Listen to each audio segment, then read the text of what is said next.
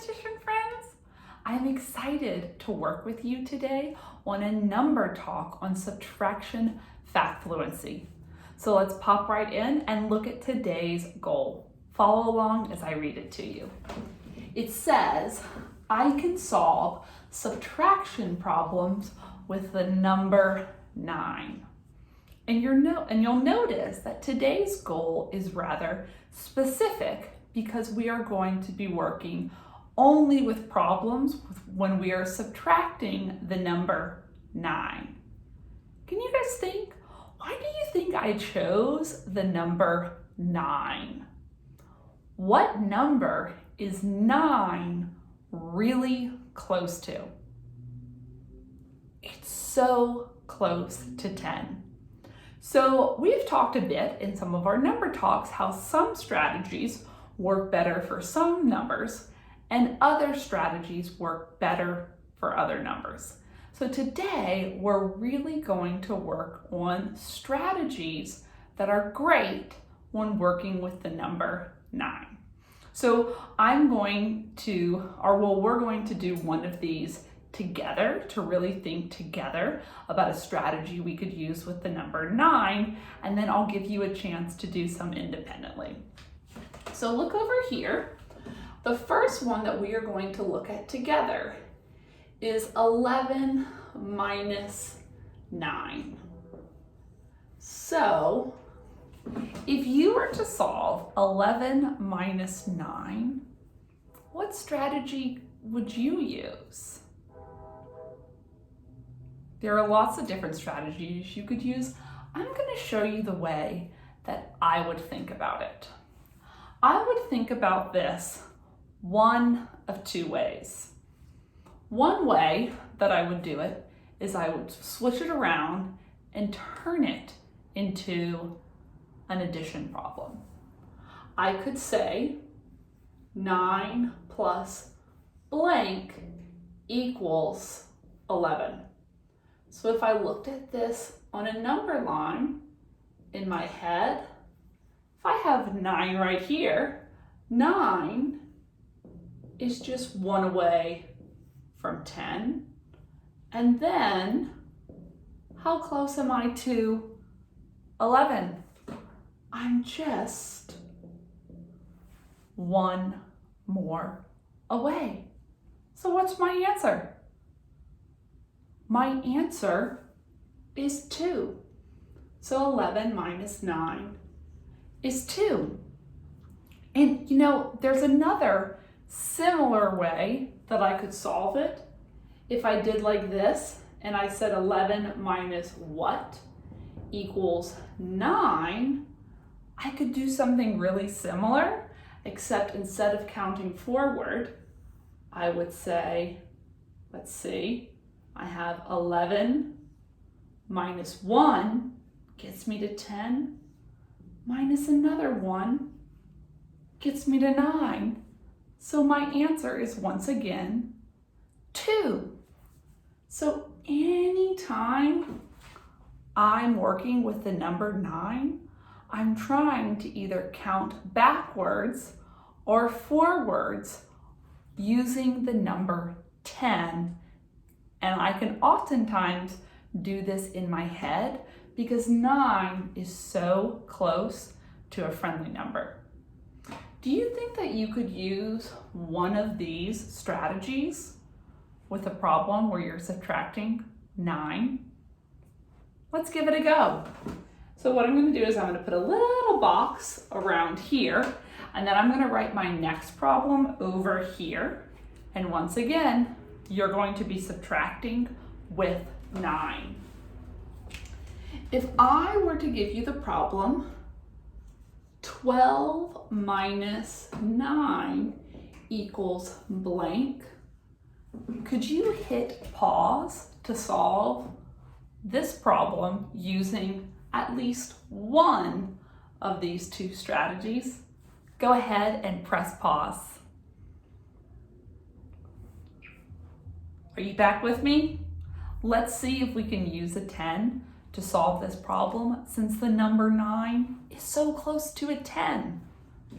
if I'm solving 12 minus 9, one thing that I can do is turn it around and make an addition.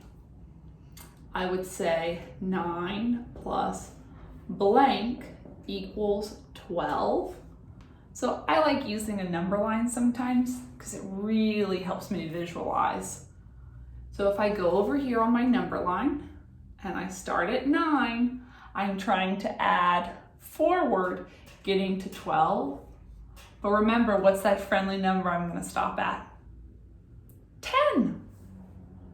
So 9 plus 1 equals 10, plus 2 more equals 12. Where's my answer? In my 1 and my 2. 1 plus 2 is 3.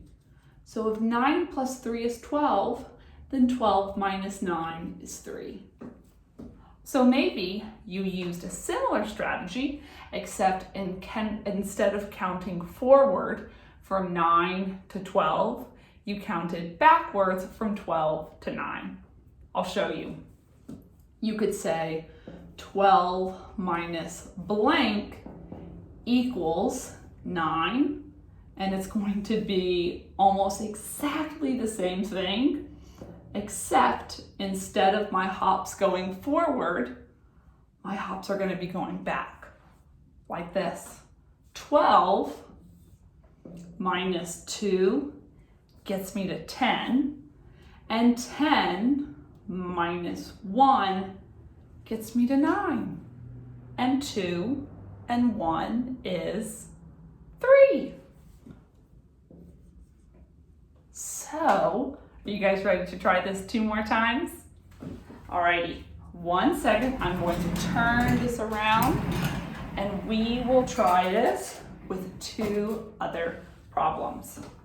So the next problem that we're going to solve this, well, the number might get a little bigger, is 14 minus 9. So I want you to try to solve 14 minus 9 using our 10 strategy.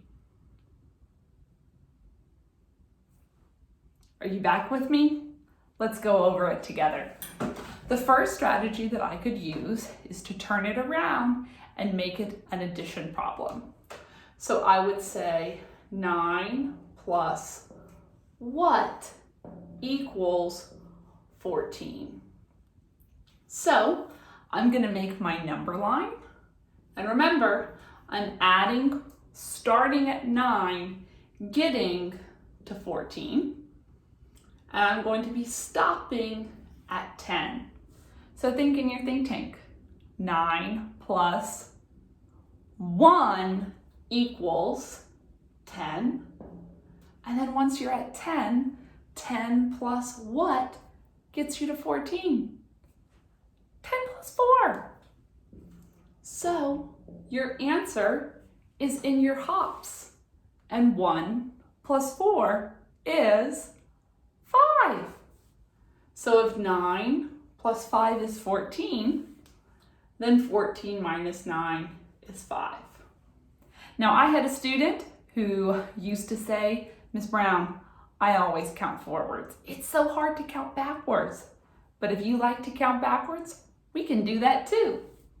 So for my next one, if I wanted to count backwards to 10 and then to 9, I would say 14 minus blank equals 9. So I would be starting at 14 and counting back to get to 9. So 14 minus 4 gets me to 10, minus 1 gets me to 9. And look, 4 and 1 is 5. So you can see with these 2 strategies, it's exactly the same, except over here, I'm counting forward plus 1 plus 4, and over here, I'm counting minus 4 minus 1. So let's go ahead and try this strategy just one more time. I'm going to put a little squiggly around my work and we will work with a different problem. Let's go ahead and try 16 minus 9 equals what? So go ahead and hit pause and do your best to solve that problem using at least one of these two strategies. Are you back with me?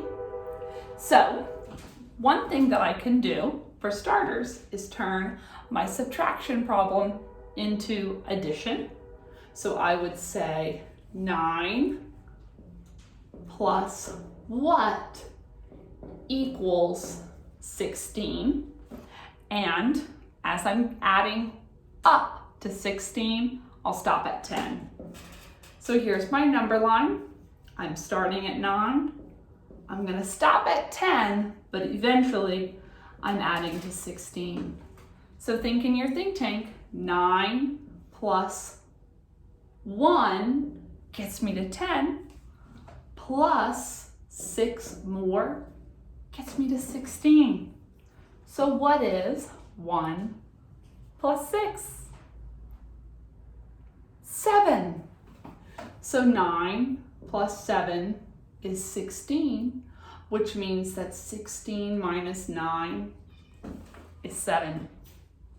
So the other way that I can solve it is to turn it around and say 16 minus what equals 9. I'm going to set up my number line. And remember, I'm starting at 16 and going back, subtracting backwards to get to 9.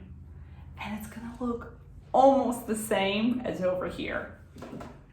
16 minus 6 gets me to 10, minus 1 gets me to 9. 6 and 1 is 7. All right, mathematicians, thanks for stretching your brain with me today. Bye.